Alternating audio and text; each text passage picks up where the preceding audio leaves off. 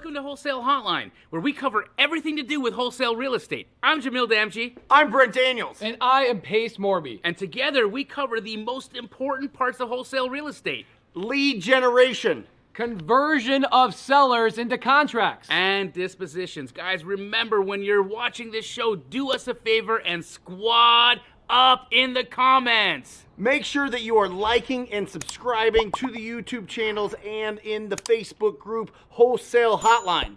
Most important, we want to know we're doing a great job for you and helping you build your business. So go give us a review on iTunes and or Spotify. So squad up and enjoy the show!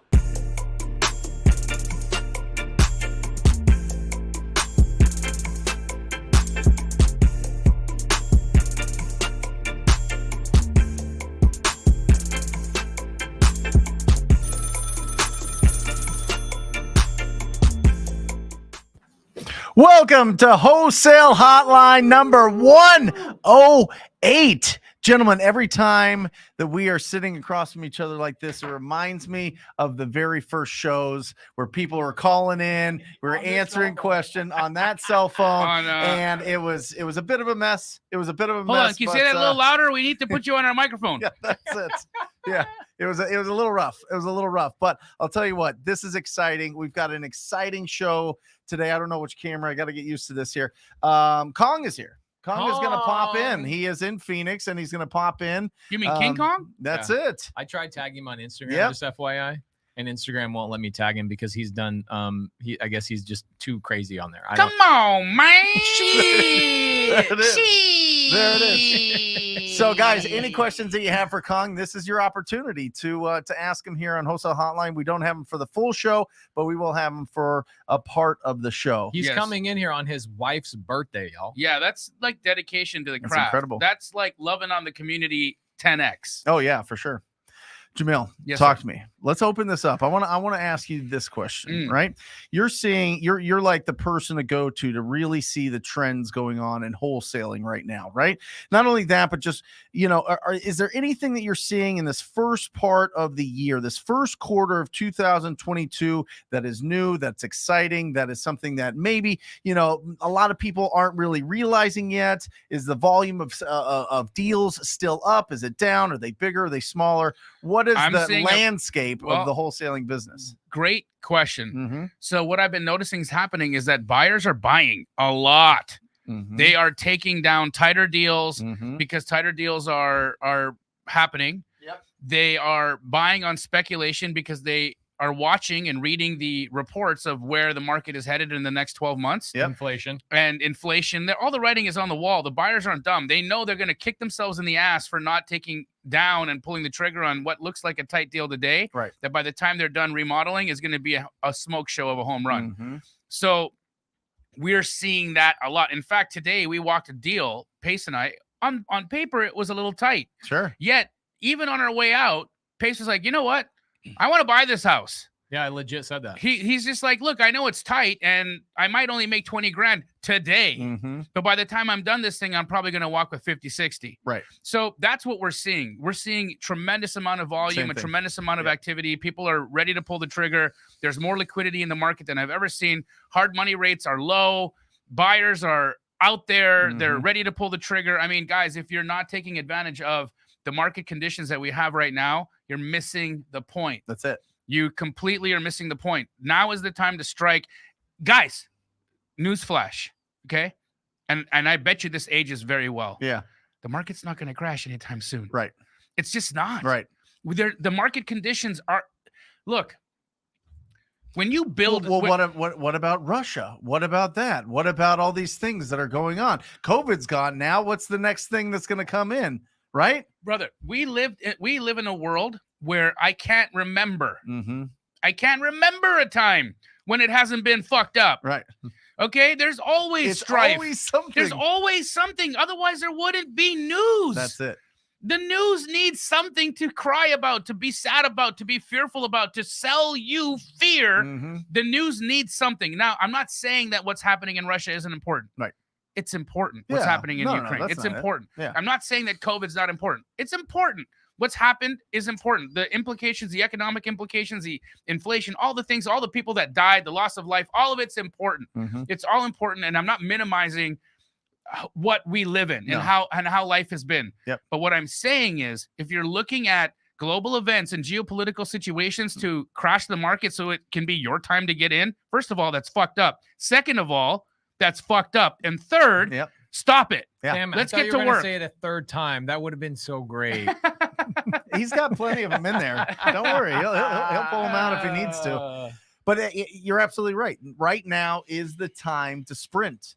Right now is the time to get brave. Right now, if you've never made a call to a distressed property, we were just talking about this, the role play that you guys have, and you give some of your students in your sub 2 some leads so that they can talk to their seller for the first time. I'm definitely going to implement that. But I mean, what do you see when that happens? Do you see that there's a lot of like people fall apart like they're glass? Do you feel like they do better than they thought they would? Do you feel like they just kind of, clam up? What happens on those calls when people are talking? We all know Munif, right? We all remember Munif. You got second place in the Amazing Olympics.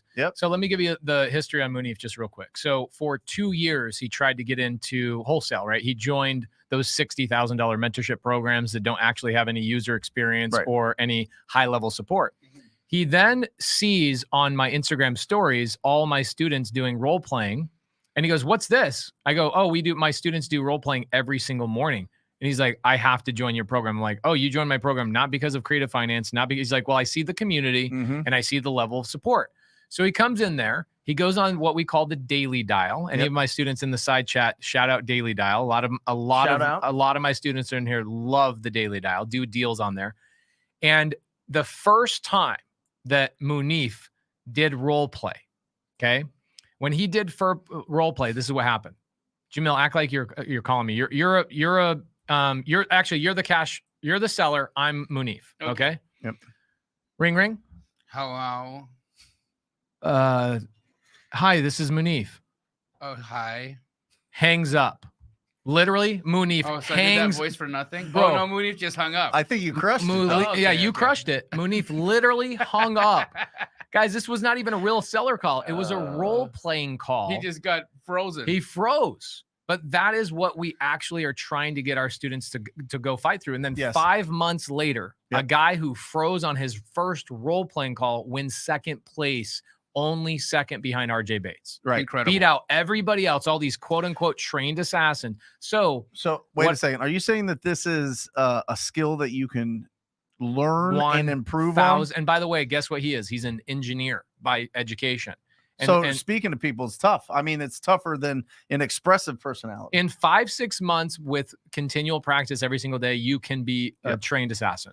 And I've met Munif. He's a fabulous, wonderful person. But Pace is right. I mean, he does exhibit engineering type personality qualities in that he's not like boisterous, exuberant, the kind of person that you'd be like, oh my God, that guy's getting out there and wants to talk to everybody. Right. Munif's reserved. But at the same time, when it comes time for him to have to do the thing that he's got to do, he gets it in. Well, here's the thing. So we started the Screw Up Award in Sub 2. Okay. So the Screw Up Award started this month.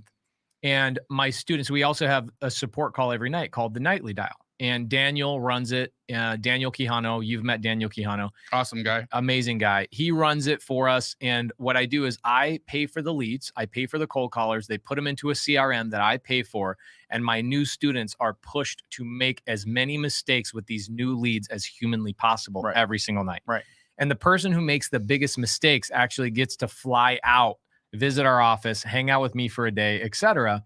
So we're encouraging people to make mistakes. Right. And why do you think that is? Because it's taking action. The problem that everybody has is that in their minds, they want it all to be perfect. They want to make sure they know all the right words, that they have all the right sayings, that they have an understanding of every aspect of the business before they're going to pick up the phone and dial. And in fact, if you do that, you'll never call, because I don't know everything yet. And I've done over 5,000 deals. Isn't that interesting that all three of us are still learning, even at our level? All the time. All the time.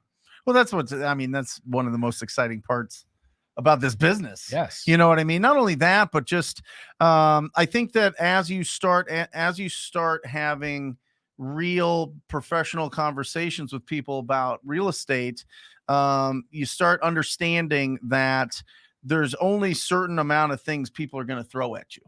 And coming into it from whatever, a different industry or a different world, maybe you were a teacher, maybe you were in medical, maybe you drive trucks, maybe you were in the military, whatever you were doing, you weren't qualifying these conversations when it came to real estate. You're not talking about the condition of the property, their timeline to sell, their motivation to sell, and their price. But you find out after you have a lot of these conversations that most of them go pretty similar. I mean, would you agree? Yeah.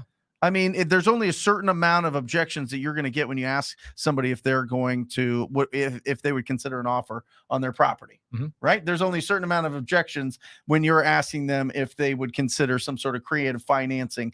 I don't run into really anything new anymore in that regard. Like the objections, the issues sellers have, they're all cookie cutter. It's all somewhat predictable. The game now is how quickly can I figure out which objection is coming down the pipe? That's right. That's it. And you become a trained assassin. Yep. So about the market conditions, I want to say something. I want to say shout out to you. Sure. Shout out Jamil Damji. Okay. Shout out. And here's why. You have done such a great job getting your Keegley franchisees up and going. I am buying 30 multifamily doors this week from the Charlotte Keegley franchise. Oh, James. So he is generating leads and they're creative finance. So he's having a hard time closing because he hasn't learned creative finance yet. And I go, dude, just let me take him over. I get on the phone. I'm flying out to Alabama this weekend actually to go visit one of them. 0% seller finance on an 18-unit complex. Incredible. Here's what's incredible. On paper, this seller probably has a property that's worth maybe 1.7, 1.8. Okay. In an as-is condition, 1.8. How much am I paying? $2 million. I'm paying $2 million. You're gonna pay more now so you can get terms. Right. And what are my terms? What's the favorable terms I got? 0% financing, $100,000 down. If I could ever guess I'm trying to put something together for him right now in Orlando. I was on one of my support calls and a student said, I've got 18 units in Orlando, Florida. I'll buy them. Seller wants 1.79. It's actually a pretty decent deal. And for Orlando, right? Under 100K a day, under 100K a door. Yeah. So John Gallan, I know you're watching this. Reach out to us because you saw Brent's face right now, and Pace just said he'll buy him. John and I are in contact, but I tried to get John today to talk to the seller because I'm thinking about how I can package a gift for Pace because Pace has done a lot for me in my life. Sure. I wanted to walk over to him a deal that I know his sweet spot. 100K down, 0% owner financing, 30-year term. Yeah, there you go. Sweet spot. Hey, Eric, will you go outside and see if you can get Kong riled up? There you go. Come on, man. Come on. You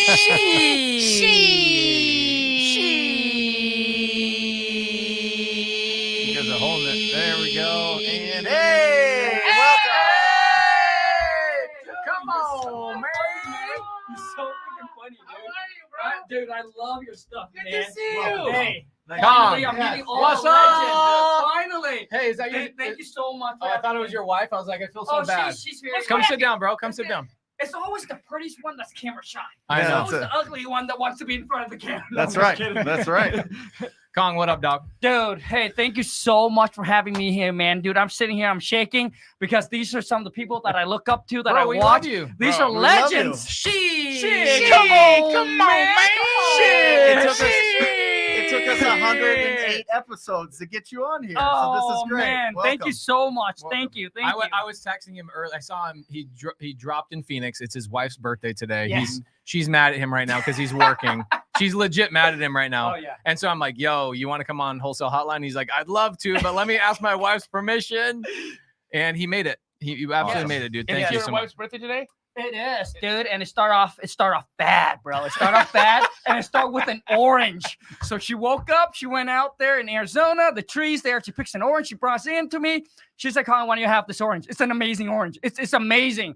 I said, "No," I said, "I don't want it right now." And it start from there, and it just get bad and bad and bad. Yeah. Dude, it start with an orange. So you next time your wife, your Happy girlfriend, birthday. Happy birthday. oh, there it is. There's the boss. Hey, just so you know, you're my wife's favorite. Oh no! There you way. go. Yeah, my wife loves you so much. That's awesome.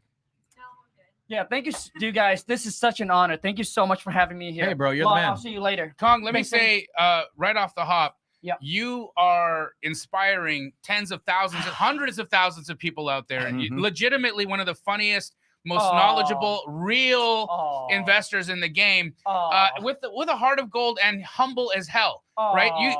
Dude, I pay attention to the things that come out of your mouth, and they impress me every time because it's real life advice. You're talking to people from the point of view from somebody who's actually been through it and lived it, and it's real. It's like, guys, don't do this before you do this. Don't buy this before you got this. Don't buy this house. Buy this house. Live this way, then you can live this way. And it's like, it sounds like common sense, but it's not. Right. Because when you get into these situations and you get your first wholesale deal and you get that $40,000 check, very many people are tempted to go do some dumb shit. Yeah. Start spending it. Yeah. Exactly. And what Kong is talking about is how to, manage your personal finances. First and foremost, it teaches people how to get their deals, how to do those deals, then manage their personal finances so they don't turn into dummies. Right.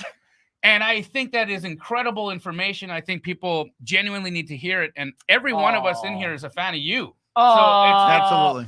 There it is. Yeah. First of all, man, dude, I want to say thank you so much for the kind word. When you say funny, I said, come on, man. Shit. You're the funny one, bro.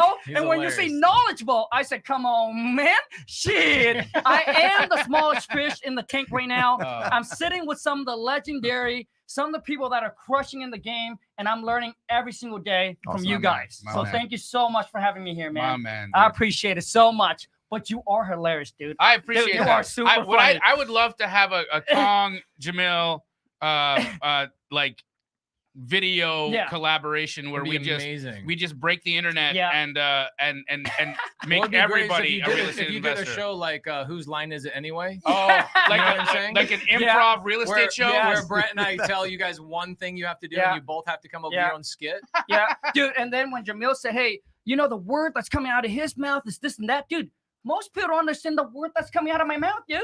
Yeah. Really? Yeah, because the accents. Oh, no, I'm just kidding. Wait, you have an accent?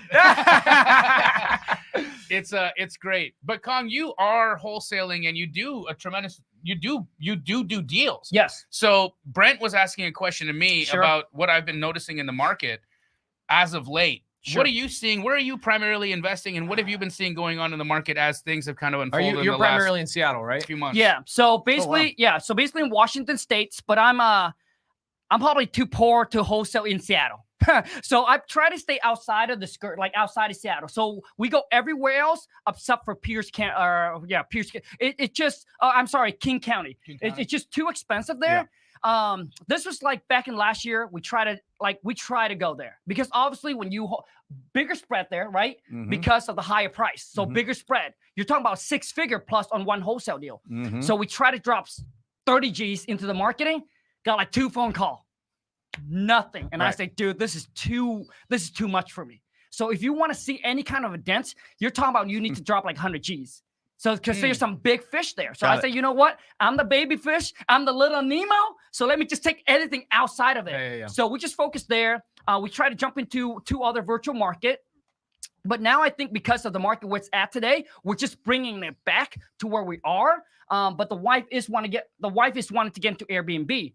So we just closed on the first Airbnb in Arizona. I saw that. Dude, now check this out.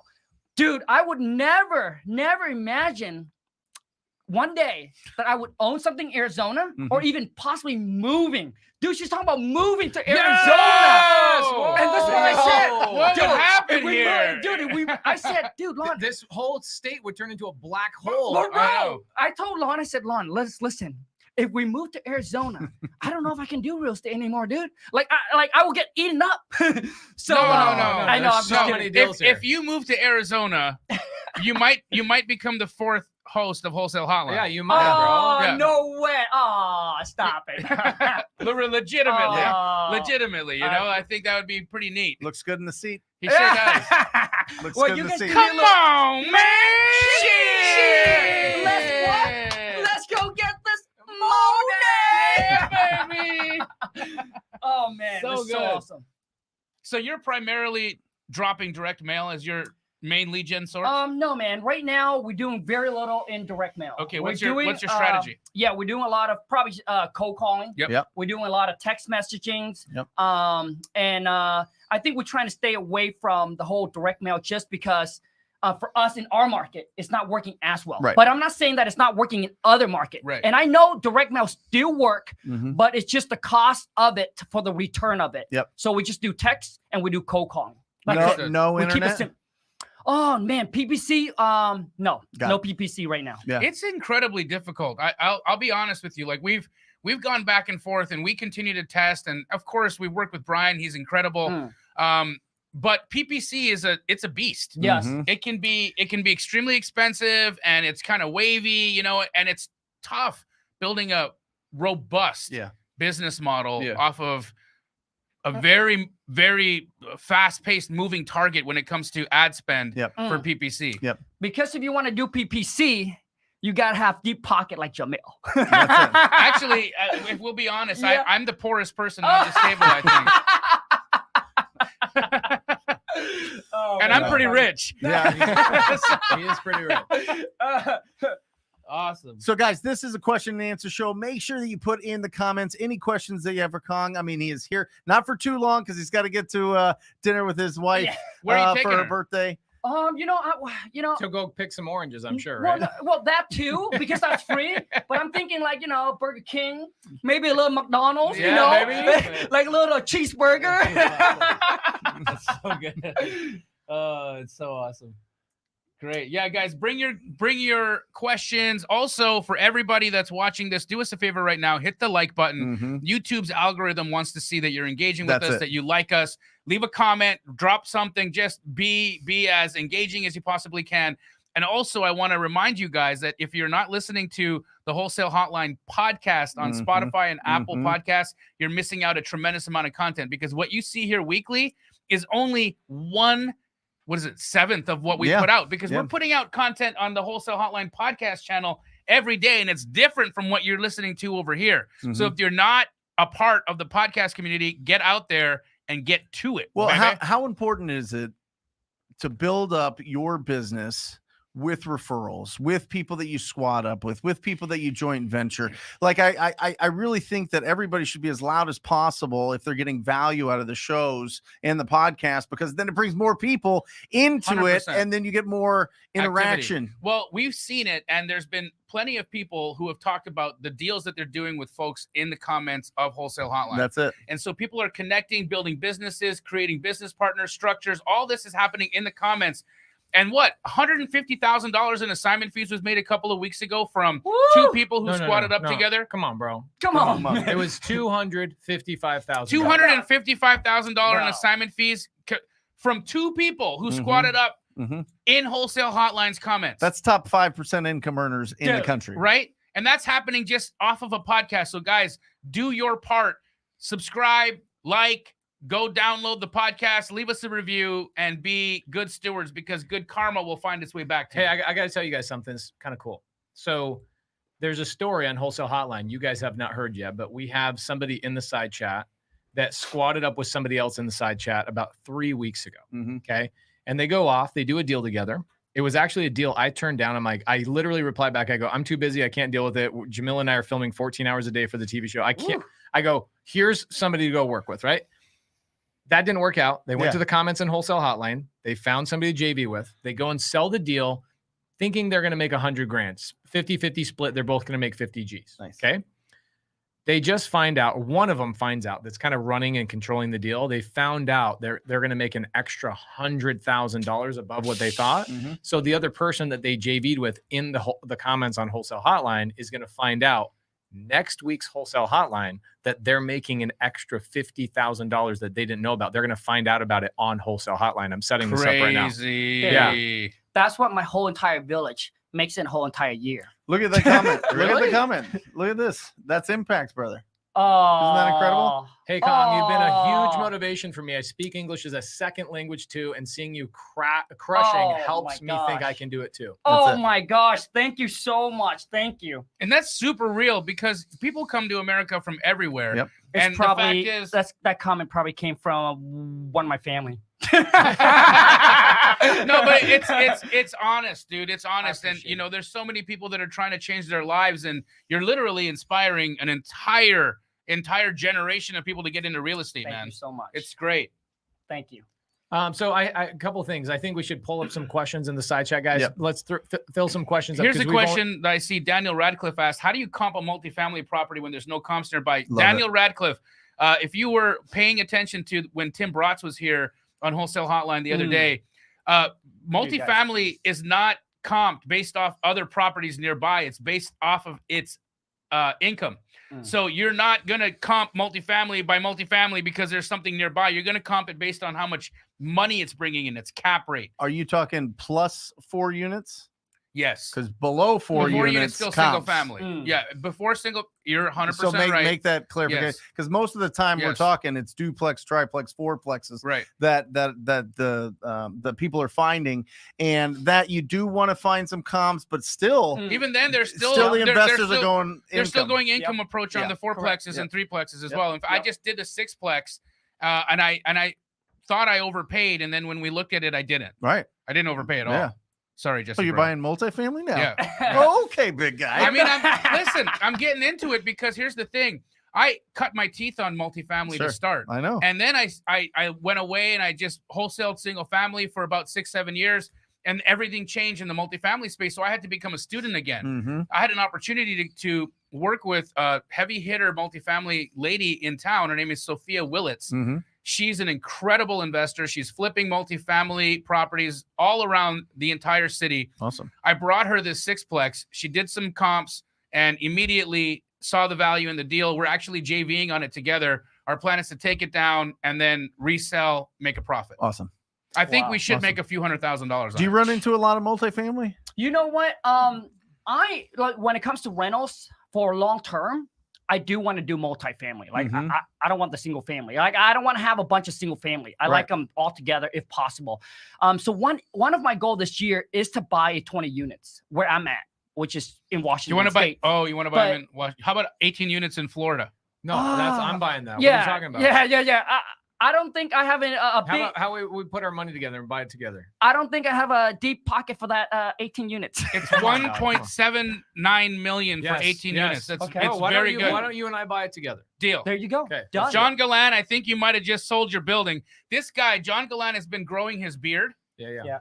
Since he started in astro flipping, and he's refusing to shave his beard until he gets his first deal done. Dang, dude. Awesome. So I think you and I buy this building, and this fool shaves his beard. John, do you get to shave it for him?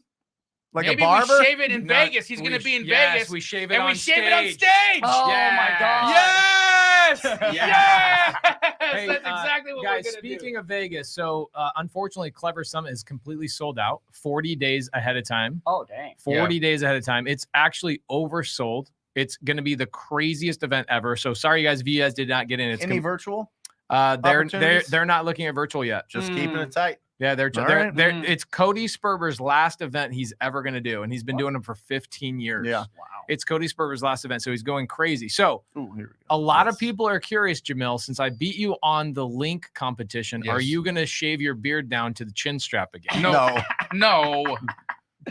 that wasn't real. That was a real bet. That wasn't a real bet. You said that. I said that, but I didn't say that. Okay, you're right. Do you want to get this one? Here we go. Newbie to wholesale. I started cold calling last week. I found a lady who inherited her dad's house. Sister-in-law moved in and stopped paying rent, and she won't move out. Any advice on what to do? I assume from here. First of all, she wants to sell but doesn't know what to do about her sister-in-law. Tell her to sell. Tell her to sell, and then whoever she sells to will deal with the sister-in-law. In fact, we have a deal right now. Yep, and we did a deal a couple of months ago, the one on the golf course where you had that was a great deal. It was exactly the same situation. A sister inherited the property. She has another sister living in the property. The sister living in the property is a deadbeat, won't pay rent, won't do nothing, won't move, doesn't care. I would say this is 50% of our deals right 100%, right? 50% have somebody living in there. He brought up referrals at the beginning of the show. He said how important are referrals. That lead came from Rylas Dana. Shout out Rylas Dana, probate attorney. Woo! He's been on our show. We love Rylas. So Rylas brings that lead to me. I call the seller and we close the seller. And the way we close the seller is I said, She goes, I don't want to deal with my sister. I don't know what to do. I go, here's what you do. You sell it to us. We will close on that bad boy. We will own it. And I will personally knock on that door and tell them to get their ass out of my house. That's what we did. And so Jamil and I JV'd on the deal. We went and sold it to your buyer, Jacob Chapman. We both made 15 grand or whatever it was. He went off to make like $150,000 on the flip. He crushed it. He knocked it out of the park. He, in fact, called me. Actually, what he did is he sent me a screenshot of his bank account having surpassed $1 million. And said, thank you so much for affecting my family's life. He wanted to thank you. He wanted to thank Keegley. He wanted to thank all the people that were involved in that transaction because it got him to that place where he broke $1 million cash in the bank. Woo. All from flips? From flips. Awesome. Dang. That's dope. Love it. So that's what I would do. I mean, I would close on the deal or find a buyer that is willing to close on the deal. Kong, would you ever be willing to close on a deal if you're going to fix and flip it? Oh, yeah, man. Listen, it all comes down to if the number makes sense. And yes, this situation comes all the time. And I got to say one thing. It's money talks and bullshit walk. You lock under it. You come over there with a stack of 10 right? 10 G's. Dude, I promise you, man. Cash for keys. Dude, absolutely. 1K don't work. Well, how about 5K? 5K don't work. How about 10K? So as long as the number makes sense, dude, money talks, man. Drop 10 G's, find her a place, give her a little extra money. Game over. Done. Yeah, she'd be like, I'm out of here. Typically, people that are sitting there squatting in a house don't have money. Right? Correct. They're there because they got no money. They got no money, man. Because they understand no money. No honey, baby.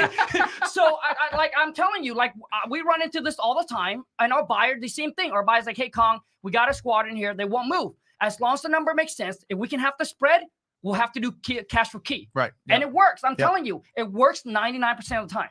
So Pace, I wanted to just clear up a rumor.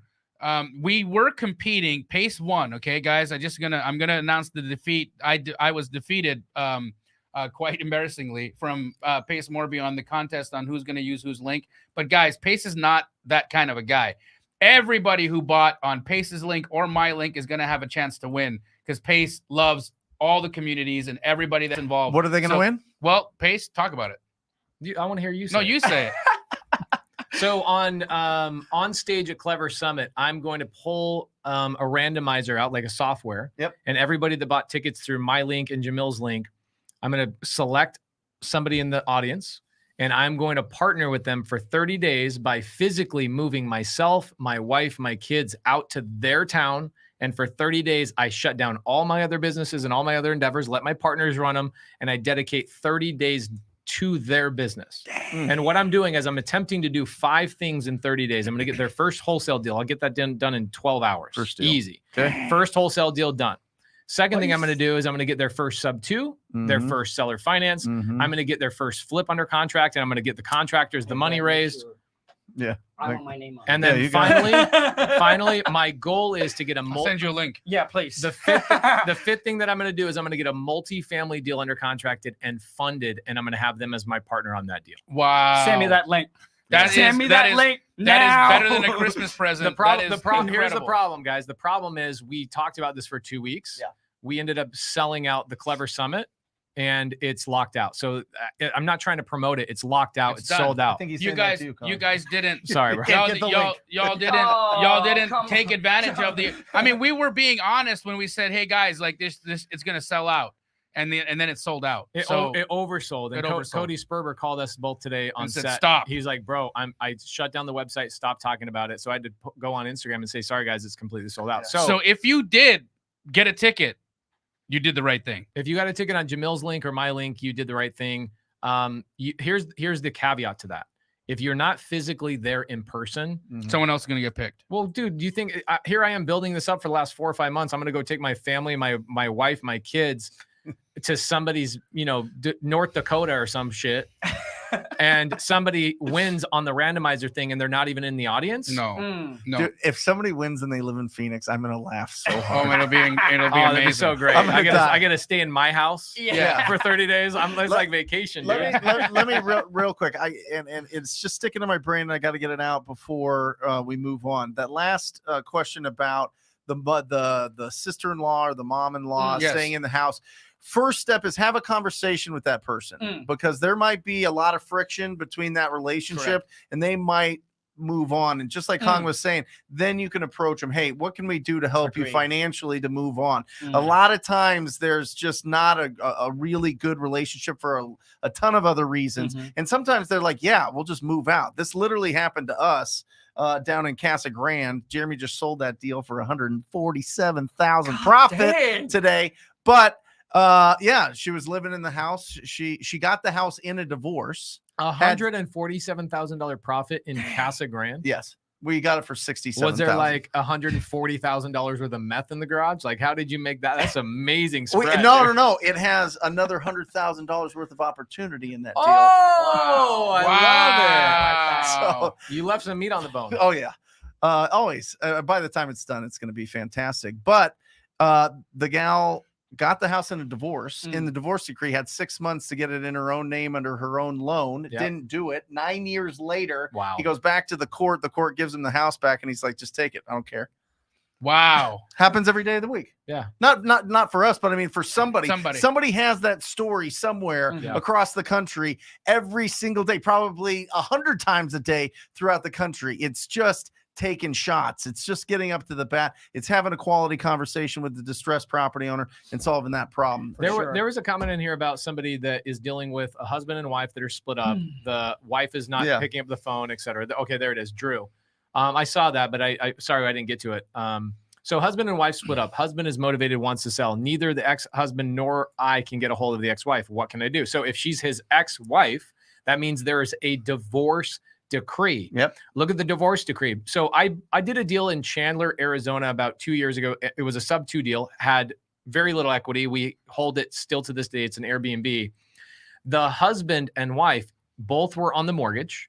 Okay. But in the divorce decree, it said that the wife had to deed the property over to the husband. Right. Okay. So we read the divorce decree because when I went to him, he was in foreclosure and I go, well, I can just take this over sub 2. I'll turn it into an Airbnb. He's like, I would do that, but the problem is my wife's name is on the mortgage. I go, what does that have to do with anything?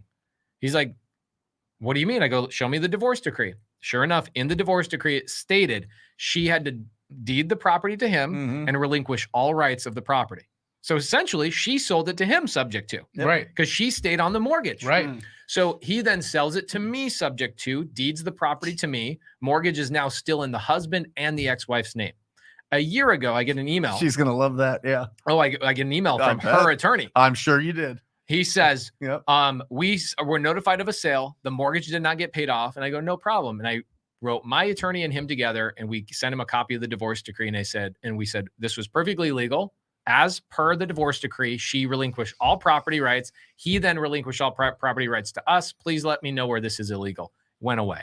So my advice to you is read the divorce decree, Drew. When you are talking to a seller that's like, I can't get a hold of my wife. Okay, well, go find the divorce decree. And guess what? The divorce decree is public. You can go online and actually look at divorce decrees. Is it really? It is. Oh, wow. It is public. There you go. Oh, so if I want to find out all the juicies of a divorce, I can find those? Yeah. Just to see. Wow. There you go. Yep. Awesome. Can we do this wide angle lens a little bit more? I like this one. Witchley has a question for Kong. Kong, I know when it comes to finding an ARV for a property, every market is different. What's the formula you go with to get your wholesaling fee? Got it. Great question. So, especially in today's market, so the rule of thumb is 30% or times 70%, whichever way. I like to go 30% because it makes more sense to me. So just ARV minus 30% minus repair minus whatever it is you want to make equal your maximum offer to the seller. Now, in this market, you can go as high. In my market, I can go as high as 20%. So which means I can come in with a higher offer because the market is so hot, because of the inventory, people are willing to pay you more for that property. So make sure that you go and you understand your market and you understand your buyer. And that's why I suggest people that are starting out, they want to go virtual. Oh, I want to jump in another market. I suggest that you should focus on your own market because you probably know your own market, your own states better than any other market, right? But somebody else. So that's what I would do if I were you. So I hope that answered his question. And in Phoenix, we're at like 70%. Yeah, we're at 10%. If you're going to go minus repairs, minus all that. But I mean, I'm a buyer right now at 70%, not minus repairs, not minus fee, nothing. Yeah. I'm at 70. I'm actually at 75, not minus anything. Yep. Wow. I'm a buyer at that number. Jeremy's telling me right now people are bidding with a profit of 15,000. Doesn't matter on the size of the deal.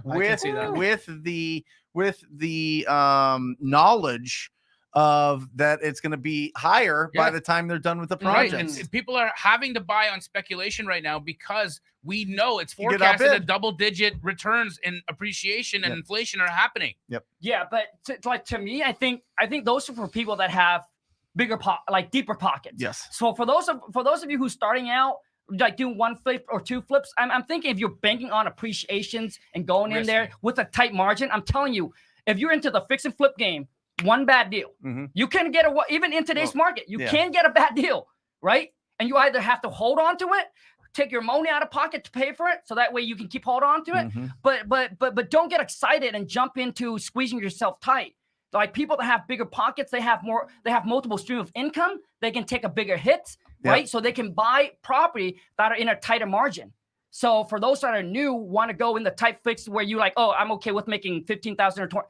I'm just saying, I still don't do it. Well, the conversation we have here on the show is if you're starting out, find an ugly house, get a big check. That's it. Do wholesale. Perfect. Wholesale that out. That's it. Yep. Right? Absolutely. Find those opportunities to find an ugly house, get a big check, start rolling with it, start getting the income, start understanding the language and the process. What's earnest money? What's escrow? What's a title commitment? What are all these things, right? And then transition into all the exciting stuff. I want to jump on that for a second.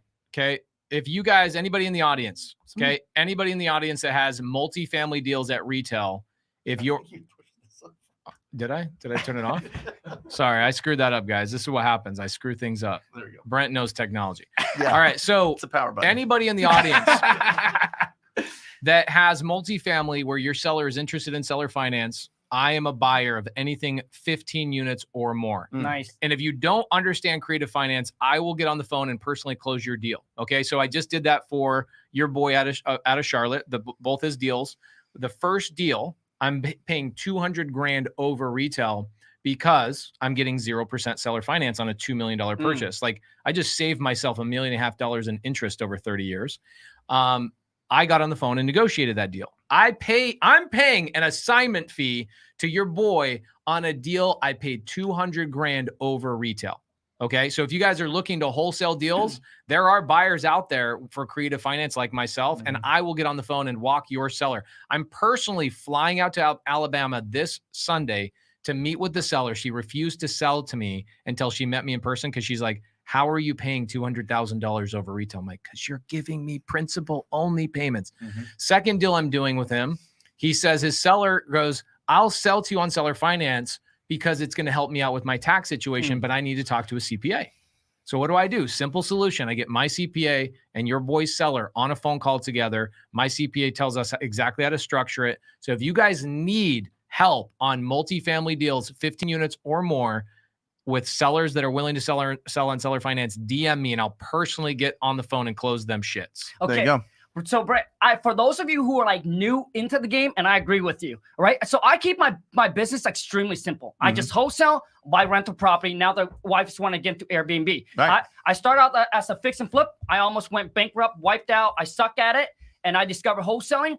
And I think you started in fix and flip. Oh, dude, yes. I started out fix and flip. So I was trying to learn everything, right? I was new into the game, knew nothing about construction. I didn't know what laminate flooring is. I didn't know what vinyl was. So my thing is like, besides just learning everything, the vocab, like I didn't understand, like I wasn't born here to understand that, hey, this is vinyl, this is laminate flooring, this is, so I didn't know anything like that. So I was trying to learning. And then I was trying to run a construction crew. I was also doing the marketing and everything. So let me keep this simple for those of you who's new into the game, just with this, so you understand, to be clear when you get into the game, what you need to do. Because a lot of time when you new into the game, losing focus. Because there's too many shiny objects. We got Pesa through subject to, we got Jamil. Like, there's just too much. And most people trying to learn everything. And when you try to learn everything, and then guess what happened? Procrastination, because you're overload. Because you overload the engine, dude. When you overload the engine stopped working, baby. So I suggest you figure out what it is that you want to do and focus on mastering that one thing. You want to wholesale? Learn how to wholesale when doing just cash. That's it. Lock a property under contract, do a straight out cash transaction. If you want to learn subject to, go to Pace and just focus on learning that. Or don't learn subject to. Just sell your deals to me and I'll buy them all. There you go. You wholesale your deals to me.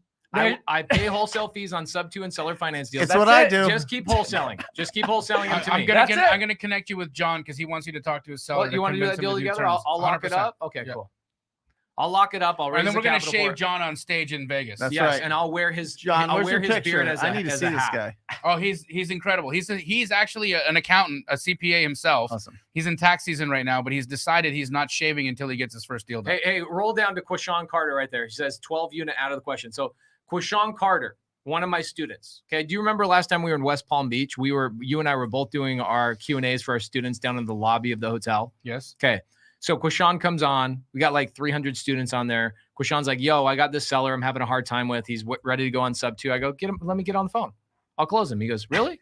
I go, yeah, but I want to buy the deal, like wholesale the deal to me. He goes, done. So I get on the phone. I close the seller. Then Quashawn goes and teams up with another student and they don't sell the deal to me. So Quashawn, I'm very proud of you. And you also went and partnered with Mamadou, one of my other favorite students. And so I can't be angry, but Quashawn, I'm happy to get on the phone with your seller on a 12 unit if you're going to let me be the buyer on this one. All right. Wow. All right. So, are you going to come to Vegas? For what? For the Clever Summit. When is it? April 22nd. We're in California. You so are? Am I. Yeah. Wife and I are taking her mom to California. Because we got Disneyland. No, for us, dude, it's not Disneyland. For us, Chinatown, baby. Let's go. Oh, yeah. Let's go. That's awesome. Yeah. He's like, yeah. It makes sense. No, but you're absolutely right. Before it, focus. That is, last year the word of the year was get loud or get loud. Right, get real loud. Don't just be hidden. Turn the camera around and document your experience. Well, right. Let's talk about that a little bit because Kong is a master. I mean, we've all done this and we've all gotten loud, but I haven't heard from Kong his philosophy on what got him started in getting loud and why you decided to break out because you've got. Of course, you self-admittedly say English is my second language. Like I'm not super comfortable with the vocab. Correct. Yet you are extremely confident. You were extremely engaging, right? And so how did this come to be? Why did you decide to get loud and share with the people how you got over any hangups you might have had about doing that? Sure, let's go. So this happened about I think 5 years ago. So at this time, I got my wholesaling real estate down. I got a team, a system in place. I was working like 2 hours a day, and we're doing about 6 figure a month already, like right at 100,000 marks. And I was like, man, what else can I do? And then at about 10 o'clock at night, I was laying in bed. I pick up the phone, and obviously, guess who? Dude, Gary V. Gary V hopped on it. He's like, dude, you need to create content. Yep. Stop being a consumer and be a creator. Too many consume and not many creating. The creator is the one that making that money. And I said, dude, this guy's down. I was like, I'm done. Dude, there's something in me, right? There's something in me that said, man, this is it. Like I love teaching and I love all of that. But then I have this noise in my head that said, Kong, like, would people listen to you, bro? Like, dude, like, I don't know, they might understand you. And so there's a lot of noise, right? And then another thing is like, are you good enough? Like there's so many gals that are doing bigger things than you. Like, who are you to start putting out content? Who are you to start teaching people? And anyways, you're King Kong, baby. Yeah, I was like, let's go! So anyway, dude, there's something in me. I couldn't wait to wake up. I usually wake up like at 9, but dude, I woke up like 6 o'clock. I was so pumped, got shower, drove 15 minutes down to this Boulevard Park, right? The nicest place in my town. Freaking pick up my phone. So you go back to my YouTube, watch all my old video. Dude, it's so cringe. I was like, oh my God, I can't believe it. But you did it. Bro, that's my first video. I did not want to post it. And then Gary Vee said, do it, MF, do it, MF. So I just post it, man. So I posted, and then I remember getting my first subscriber, and I was like, dude, someone is listening to me. Hopefully it's not my mama. And then I got to that 100, and then that 1,000 subscriber. That 1,000 subscriber, man, makes everything become so real. And then, you know, and then it's just the more you continue. And I think for those of you who like to teach, dude, getting DM and message from people saying, hey, one piece of your content, dude, changed my life. You know, I'm in a situation where Raymond says, I found out about wholesaling from Kong's TikTok. Oh, thank you so much, Raymond. Thank you so much for the love and support, man. Thank you so much. And it's just from there. I mean, same thing. Gary Vee is the one who got me onto TikTok. And same thing, dude. I jump on there, and I was like kind of the few people that was on there, and I was able to continue, you know, constantly putting out content, and really helps me blow up because not a whole lot of competition. But Pace wasn't on, Jamil wasn't on, right there, wasn't on there. So they're like, dude, the only guy can watch is this dude. I got no more options. When they got options, they'll be like, yeah, Kong, you're out of here, bro. You've already solidified yourself in the history books of what bro, you do. Thank you. Immortalized, my brother. Thank you so much. Thank you. Let's see. So I am going to Birmingham on Sunday. So real quick. Yes. How did it affect your real estate business?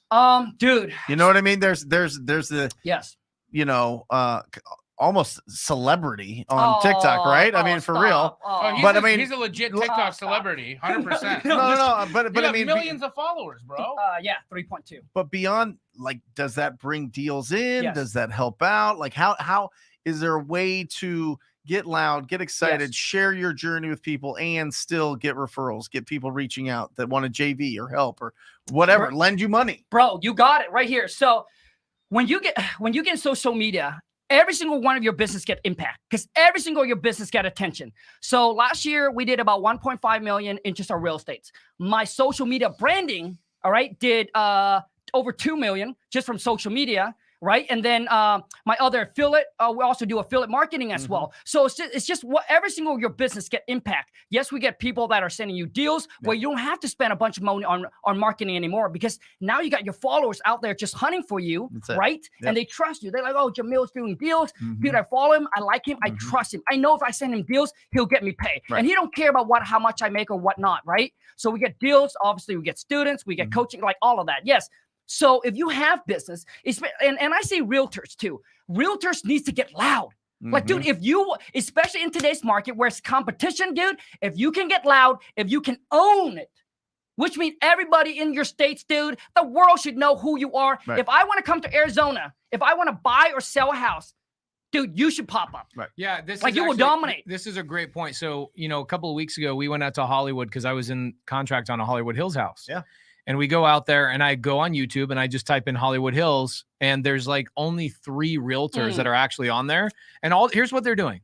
They're just doing tours of other people's houses. And then I go on Phoenix. I'm like, who's doing that here in Phoenix? There's like 2 people.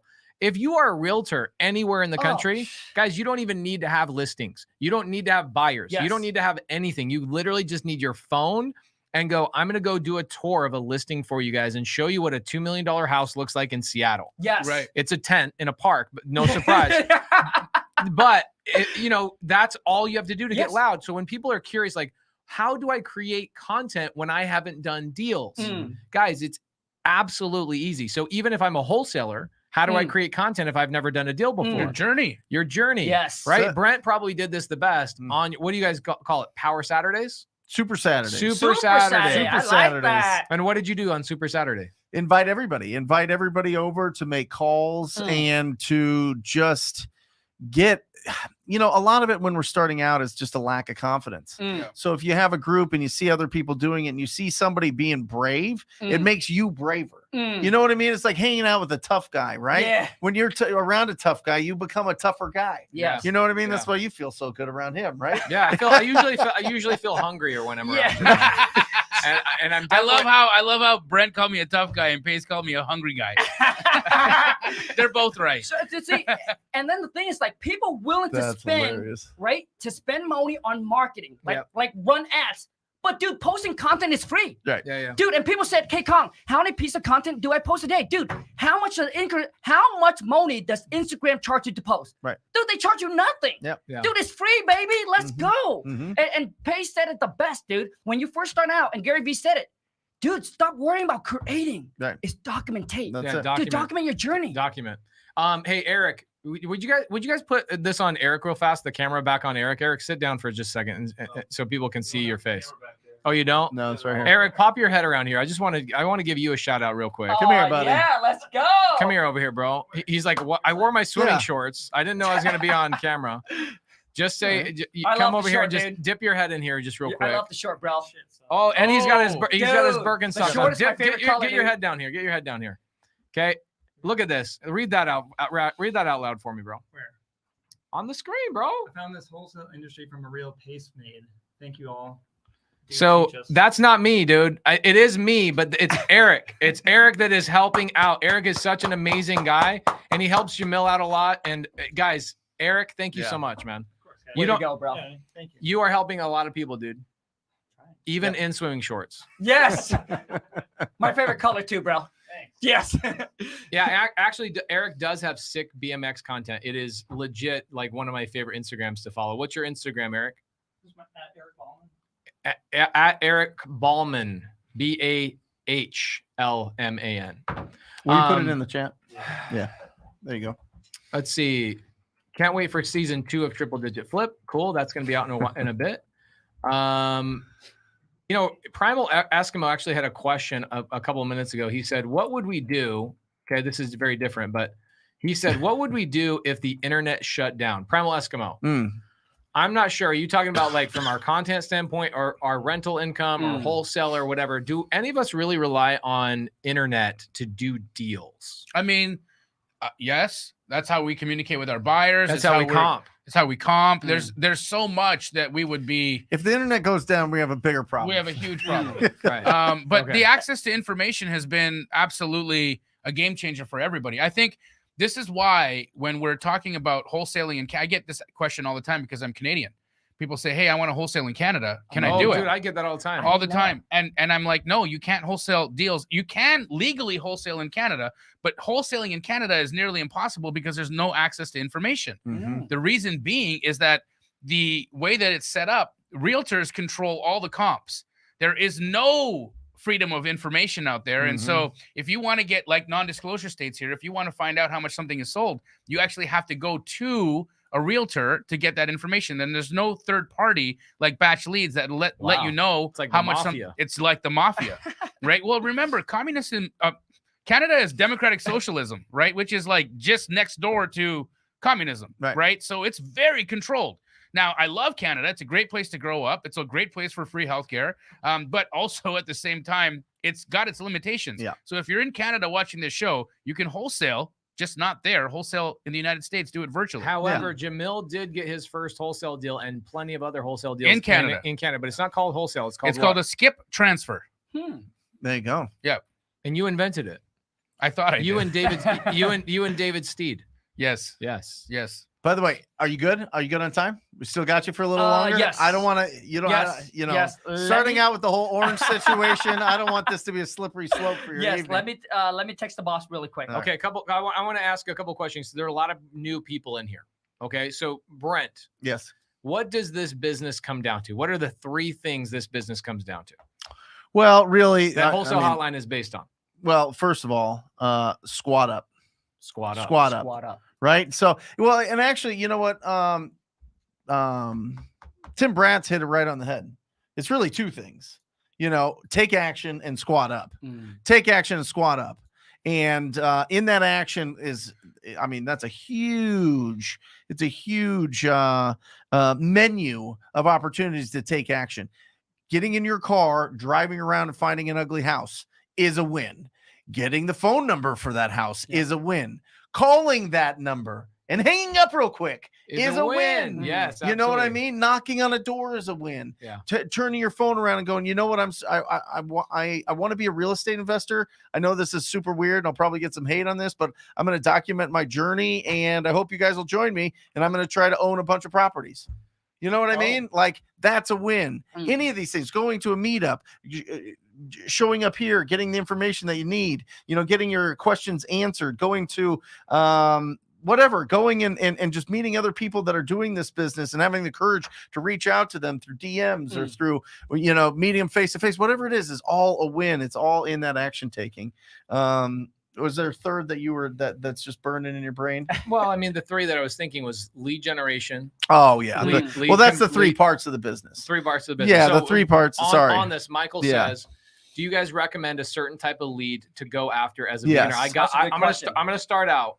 I wonder if any of us have a different answer. To keep this very simple, okay? In Arizona and other states across the country, foreclosures have been back for a good amount of time. Okay. In Arizona, we have an average of 20 to 30 foreclosures, houses getting foreclosed on every single day just in our county. Yeah. So that's 600 opportunities a month that we're missing out on as wholesalers and creative finance buyers, fix and flippers, et cetera. We're letting families go to foreclosure. So for me, if I'm brand new, I'm going to go after a super niche list of just people that I know, only people I know have pain. Okay. They have pain. I would go after foreclosure. What would you do, Brent? Thank you for the 3 parts of the business: lead generation, conversion, and exit strategy. Right? I mean, that is, I don't care what you want to do. Build up a bunch of creative, a portfolio of creative deals, buy apartments, fix and flip, assign deals, be the bank on deals. All of these different things come down to lead generation, conversion of those leads to an agreement, and then your exit strategy. That's the 3 parts of it. And I apologize. 3 parts is in my brain, not 3. I understand. Yeah. Anyway, so with that, real quick, I like how Brent thinks he has to apologize to me about anything. No, but I mean, I get where you were going with it, and I just dropped the ball on it. But with lead generation, you have an option. Are you going to buy the leads? Are you going to get referrals? Or are you going to call the leads? That's it. Are they going to call you? Or are you going to get referrals? Or are you going to call them? That's it. That's your 3 options. When they're going to call you, you're thinking marketing, direct mail, marketing, because that person's any kind of marketing, whether it be bandit signs, SEO, internet, sign, billboards, TV, radio. That's it. Okay, so sign spinners. You're spending money on marketing to get the seller to call you. That's it. Okay, that's option 1, and it's great. Okay, it's just expensive. Yes. It's just expensive. So what do? Well, you build referrals and you go out and you tell everybody what you're doing. This is the master of it right here, right? And you build an incredible business that's very high margins because you're not spending for marketing. I still have no marketing costs, right? And so that's the beauty of the business that we've built is that, again, every month, everything that we do is a net deal because we didn't have to worry about what was our cost of contract. But if you were to just get started, what would you do?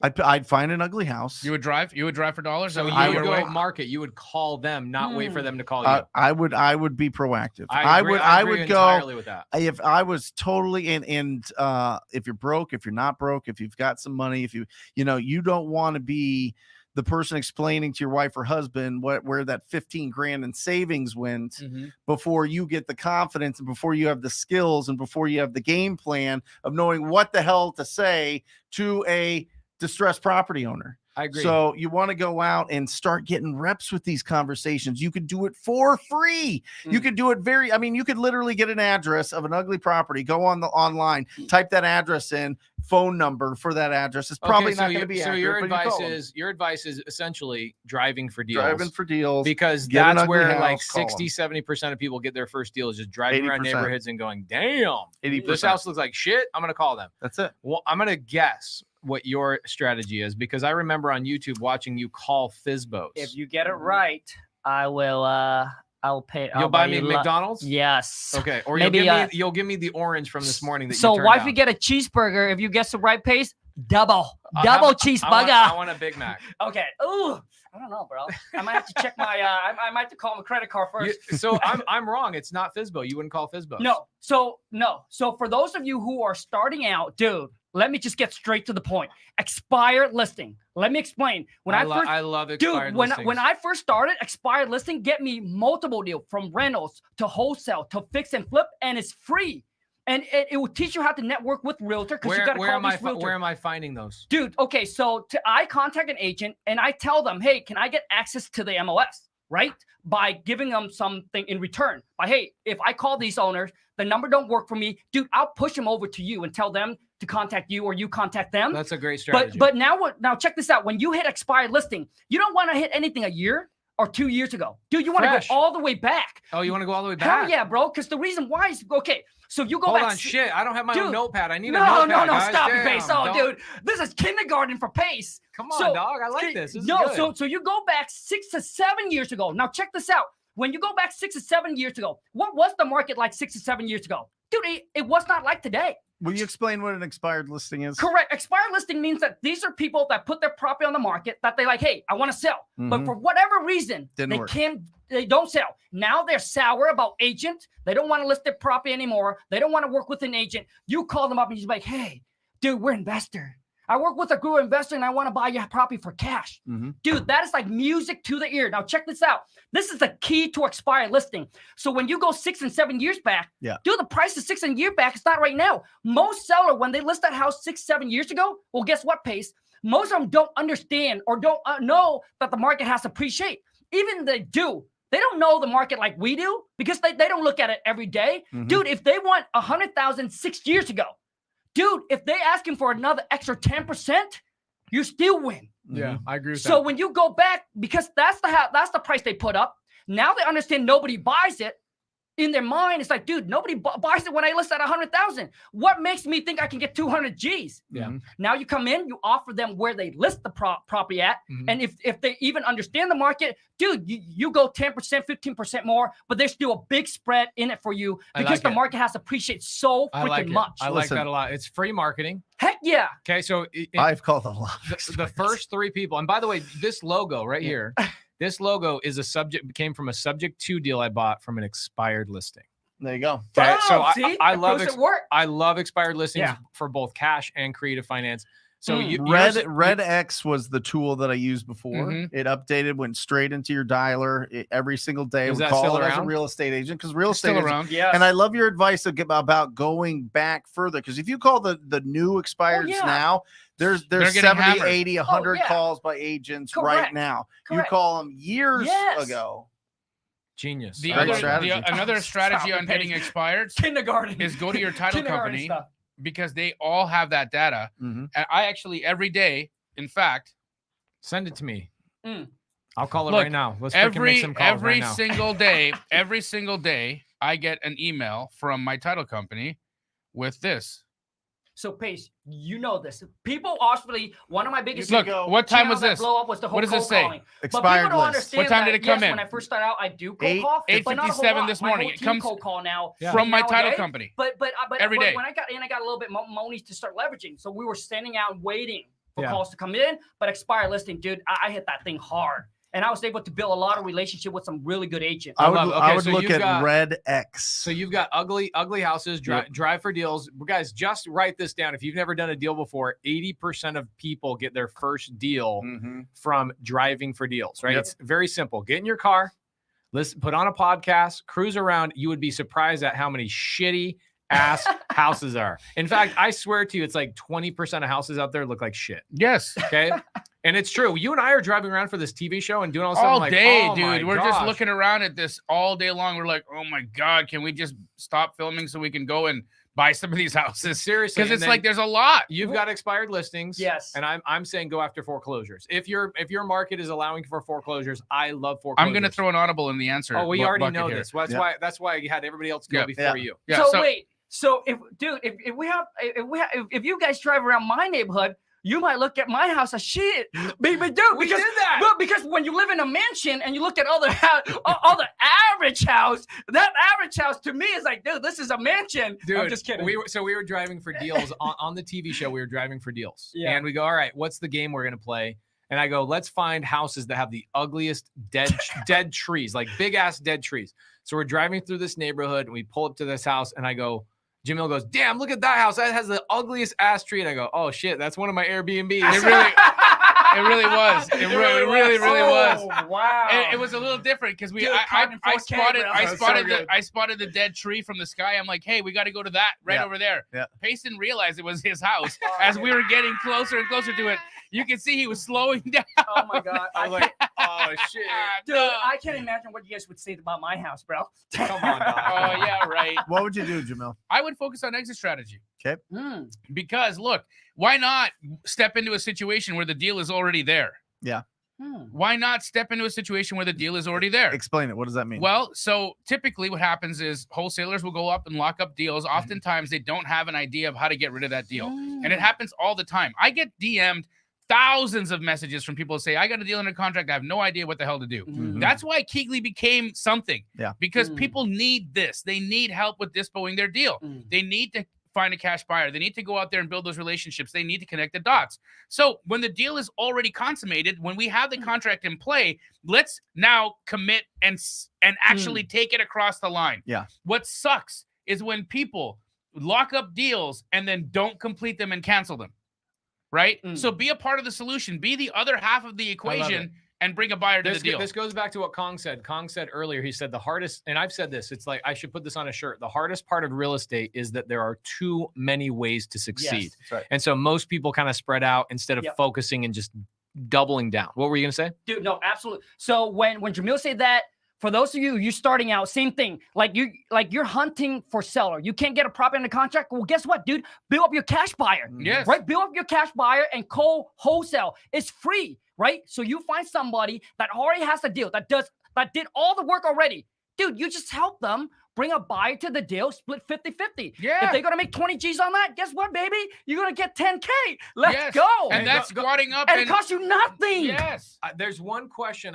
Did you guys see that one about the buyer? Find a buyer first. Let's go to that one just real quick. Find the buyer first. Okay, so last night I have 1,800 people on one of my lives. Damn. And I said, this is what I said on the live, and I'm sorry for anybody that's going to be mad. I said, I will beat the ass of any guru that disagrees with me. If you are brand new, and of course, look at me, I can't beat anybody's ass.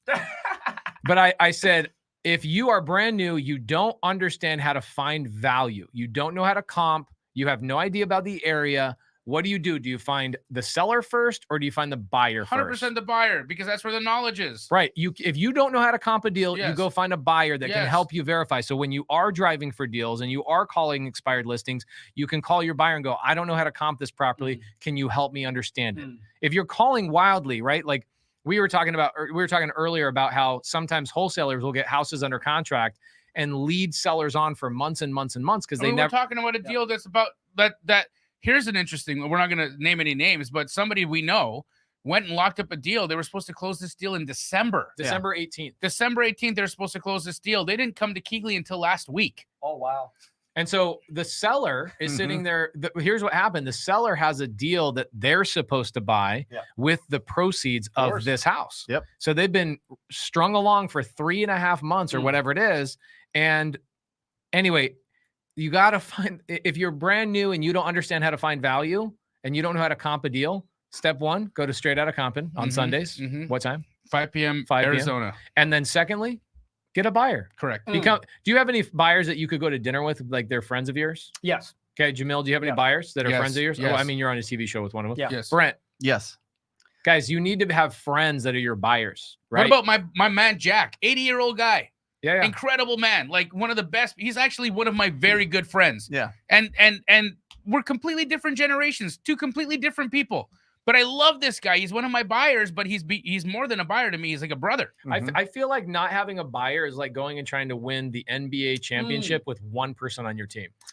Your buyers are part of your team. They are absolutely part of your team.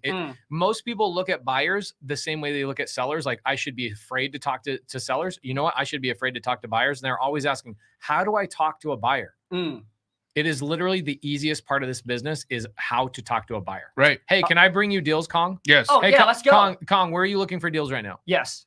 Yes. Let's go, dude. I want to buy something in Arizona right now. But dude, okay, so if I say this, I think I'm gonna get you out, but I'm gonna say it. Okay. So I think for those that are starting out, knowing what I know today, all right, I think some of you might have to go this route. Is you have to turn a no deal into a deal. And let me explain that. So Paige talked about finding a buyer first. I tell you, the quickest way for you to get a deal done is sometime You have to go lock a property under contract, maybe at the wrong price, but you have to be transparent with the seller and you have to build that rapport. So every single week or 2 days, you got to tell the seller, hey, listen, this is what's going on. This is what's going on. Because now what you got, my friend, is you got inventory. Okay. So let's say you got a property under contract right now. All right. And this seller but the seller has to be somewhat of reasonable, like they're in a situation that they need to sell. But maybe you do all the comps wrong. You don't know how to run the rehab, but you like, you know what? The seller won 150 for it. Like, you at least have to know somewhat of the market is. You lock the property under contract for 150. Now, my friend, you got inventory. Because without inventory, dude, you got nothing to sell. Like, if you have nothing on the shelf, how are you going to sell it? You got inventory. The next thing you're going to do is now you're going to pitch this inventory out to the buyer. Say, hey, dude, 150, pitch it out to 160. 160, dude, I promise you, if the number is wrong, your buyer's going to come back and you're basically going to say, dude, Colin, this is too high. Well, guess what, my friend? When I first started, when a buyer say no, guess what I did? I shut it down. I'll be done. I'll be, oh, man, this is not a deal. I guess I can't. I call the seller back. I cancel. You don't want to do that. This is how you this is the quickest way. Okay, so now I say, Pace, well, 160 don't work, Pace. What will work for you? Well, Pace come back. Pace say, well, 160 won't work, Kong, but I can buy for 120. Well, guess what, my friend? You got a piece of inventory and you got a buyer that's already giving you a price that they're ready to go. Now what you need to do is you just need to link. So if you can build good rapport with the seller, now you turn that no deal because you lock it on contract completely wrong. You turn that no deal back into a deal. And sometime my no deal into a deal, I get even a bigger spread. Because the seller's coming along with you, you get, and then build the rapport. So Pace said, hey, 120, you go back to the seller and you just renegotiate. So this is a really good argument. I think it does come down to a lot of it being your individual personality. Right? There's a lot of people who are like, oh, I don't want to be in that situation where I'm having to negotiate. And I call it playing ping pong, right? I'm playing ping pong back with the seller. I've been in those situations before.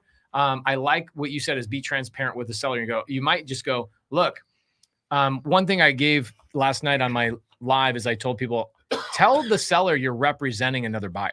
Hey, I work for another buyer. I'm representing them. They're looking for deals.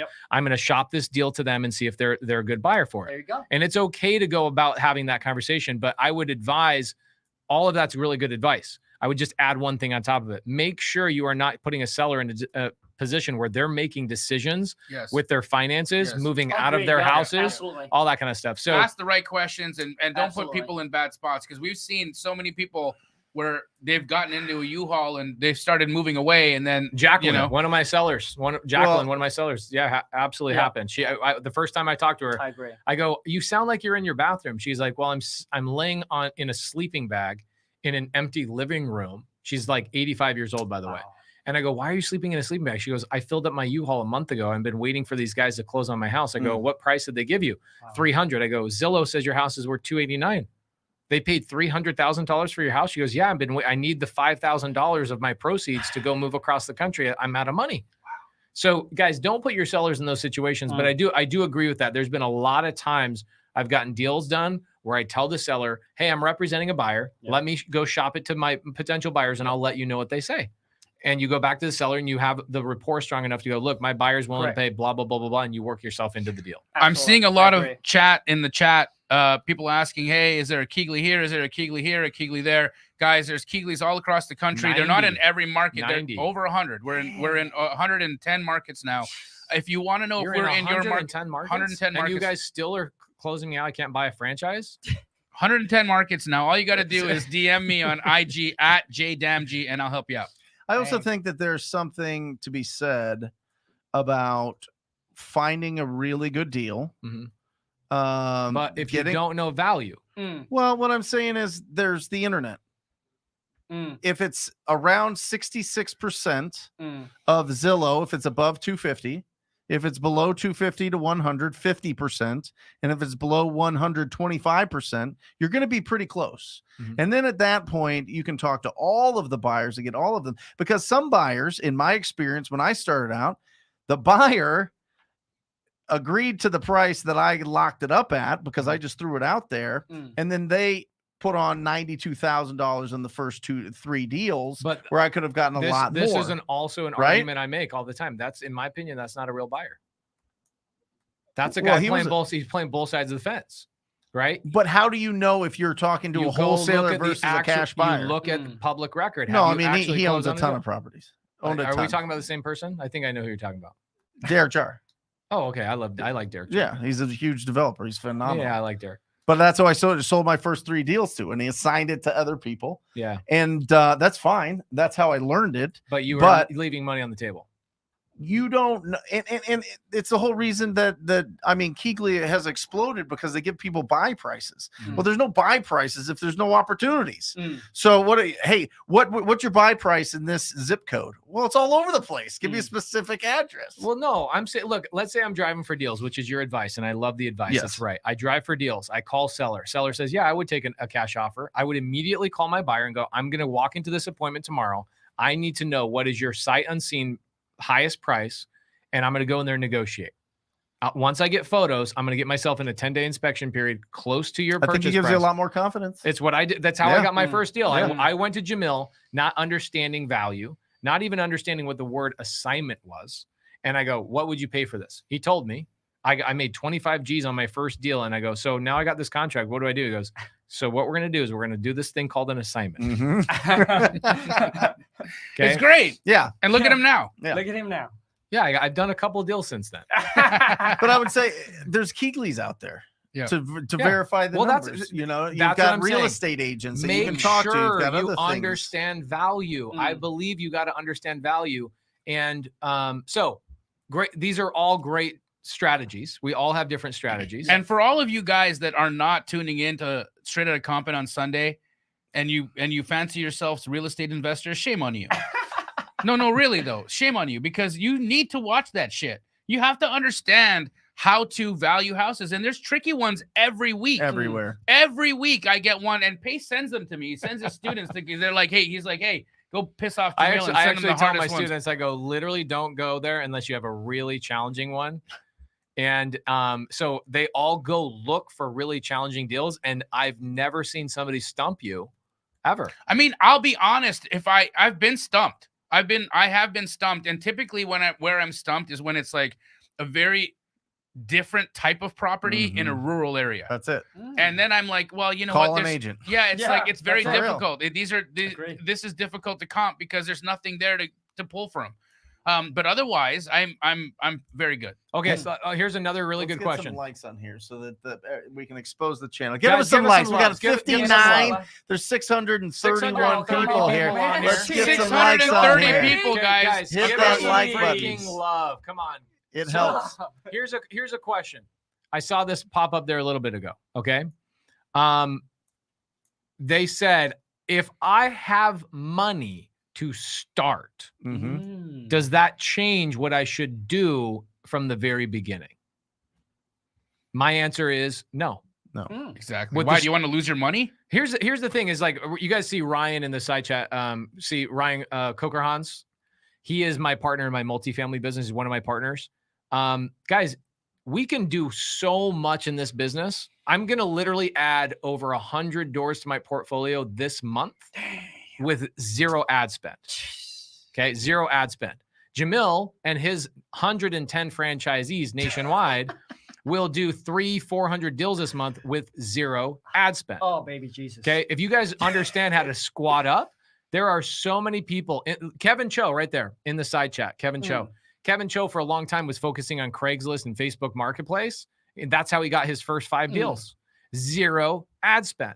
So for me, I would prefer you jump into this business without spending a bunch of money. Do you agree with that, Brent? 100%. I agree. I see we've got a lot of new people. Guys, if you're new to Wholesale Hotline, just write yes in the comments so we can see them pop up. If you're new to Wholesale Hotline, write yes so we can see that you're new. Well, for me, if I got the money to start, depending on how much, I would not drive for dollars. I think, to me, if I got the money, I wouldn't drive for $1. What would you do? I think it's a waste of time. Would you cold call? Correct. You would hire a cold caller. No. When you first start, you do not hire a cold caller. So, okay, I got to go after this. So I would poi list. I would just poi list, right? And I would just skip trace, and I would sit there pound the phone. By the time you drive, dude, I would on the phone just pounding already. So you can virtually drive for dollars, though. Yeah, you can do that too. But I'm just saying, if I have the cash to start, I would not drive for dollars. I would not go door knocking. Me anyway. Yeah. Right. I would pull a list. I would skip trace, and I would just pound the phone. Yeah. Bamboo's coming out to Bamboo Patton is the son of Big Boy from Outkast. All right. Bamboo just joined. He just joined Sub 2 today. I'm so sorry. He's Big Boy's son, and boss is here. Hey, love you, man. Are you gonna get laid tonight? Oh, jeez, Lord, baby, Jesus. We Asian, man, we don't talk about that. Like growing up, no, seriously, growing up, I've never seen my mom and dad hold hands in public. What? Never, dude. No affection. Bro, no, I'm just kidding. Yeah, no, for real. Asian, we don't don't show affections in public. Yeah. That's why when like you're really in a traditional Asian family, boyfriend and girlfriend, you bring home and the boyfriend trying to hold hands in the house. Dude, your mom and dad said, dude, that's the wrong man. Wow. Hey, so hold on. Don't leave. Yes. We got to get one group photo before we leave. Okay. Why don't we wrap up? Let me give him a hug first. Oh, dude, boss is mad already. Hey, bro, let him go. Thank you so much for having me, man. Let him go. I've seen you on. I see your energy and being here. Stand up. Just stand up. Thank you so much. All right, hold on. Oh, guys, hold on. Just a second. We got to take a photo. Happen. Hold on. Come over here, brother. Oh, my God.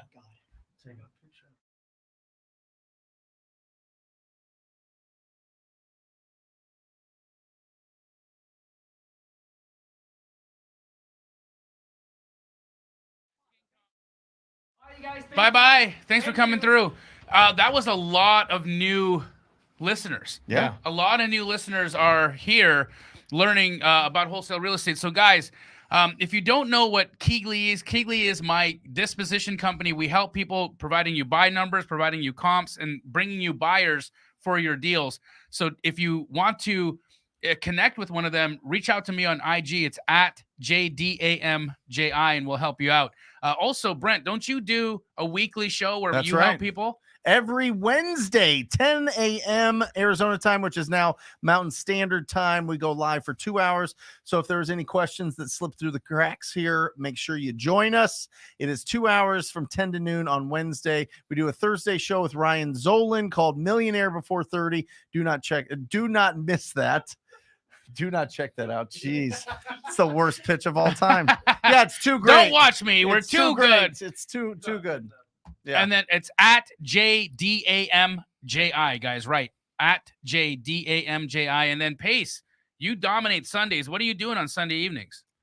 Depends. Last night we had a little over 2,000 people show up to a random air meet. My wife and I did a deal together in less than 2 hours, start to finish.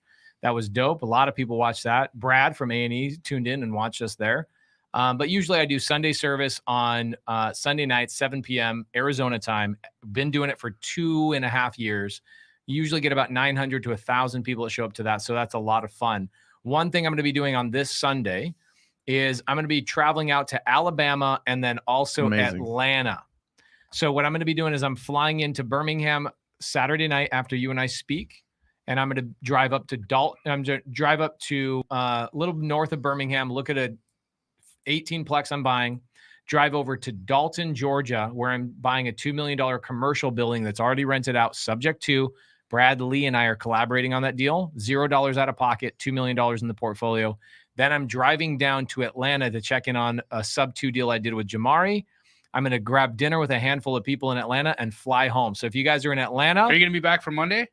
I will be back for Monday. Amazing. I'm going to do all of that. I might join you. Dude, you want to? Yeah. You want to do the whirlwind tour? Might as well. Bro, that'd be a blast. You want to jump in a minivan like we did the last North Carolina tour? All right, let's go. So guys, we are going to come out. I'm planning on visiting a couple of things, a couple of people. If you guys are in Atlanta, you want to grab dinner with Jamil and I, please DM us. We'd love to see you. We're going to be shouting out to a lot of our students there, but if we can do a cool little quick meetup and then Jamil and I take the red-eye flight home, that'd be dope. We'll see you guys on Sunday in Atlanta. Amazing.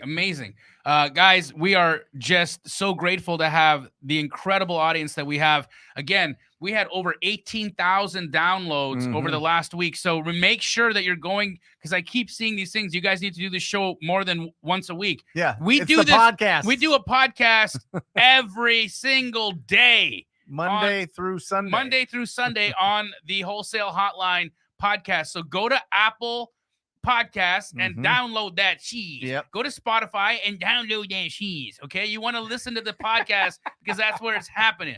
Okay. Quit it with the with it. There you go. know what I'm saying? Quit it and I hit it. think so. Quit it and hit it. I think hit it and quit it. Hit it and quit it. Toot it and boot it. Yeah, toot it and boot it. Love it. Great what a show. Day. What a great show. Thank you, Kong, for being on here, and especially on your wife's birthday. And thank you guys for joining us. Join me Wednesday at 10 a.m. Join Jamil Sunday 5 p.m. 5 p.m. Sunday service, 7 p.m. And join us every single day on the podcast. We love you guys. Wholesale Hotline is out. We out. See ya. Or just say squat up. So squat up and enjoy the show. Yeah. Yeah. Okay. 1, 2, 3. So squat up and enjoy the show. What are you doing? I didn't say that thing. Why? I don't know. Okay. So squat up and enjoy the show. Cool. I think we should use the one where Jamil doesn't say anything.